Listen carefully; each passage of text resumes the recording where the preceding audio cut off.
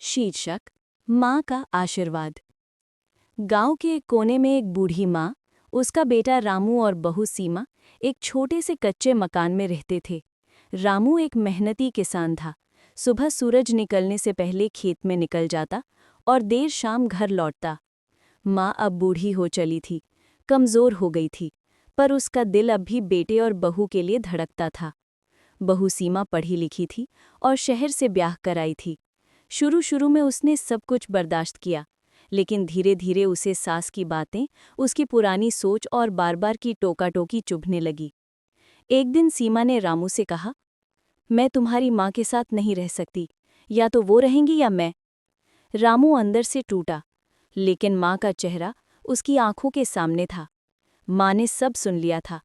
उसने मुस्कुराते हुए बेटे से कहा, बेटा, मैं कहीं चली जाऊंगी, तुम खुश रहो, यही मेरे लिए सबसे बड़ा सुख है। माँ उसी रात एक गठरी में कपड़े बांधकर गांव के मंदिर के पास एक छोटी सी झोंपड़ी में रहने लगी। समय बीतता गया। रामू की फसलें अब सूखने लगी, बारिश नहीं हो रही थी और जैसे किस्मत भी रूठ गई थी। बहू सीमा भी उदास रहने लगी। एक रात रामू ने सपना देखा, माँ एक दीपक लेकर खेत में खड़ी है और चारों ओर हरियाली है। अगली सुबह वो भागा भागा माँ के पास पहुंचा। माँ झोपड़ी के बाहर तुलसी को पानी दे रही थी।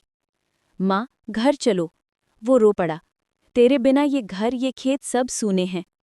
माँ ने आंसू पोंछे और बिना कुछ कहे बेटे के साथ चल दी। घर में कदम रखते ही जैसे हवा का रुख बदल गया। अगले ही हफ्ते बारिश हुई, खेत हरे भरे हो गए। बहू सीमा भी बदल गई थी। उसने सास के पांव छुए और कहा, माँ, अब आप ही इस घर की रानी हैं। माँ मुस्कुराई और बोली, जहाँ प्रेम और सम्मान हो, वही असली घर होता है बेटा। सीख: माँ का आशीर्वाद और बुजुर्गों का साथ किसी भी घर की असली दौलत होता है।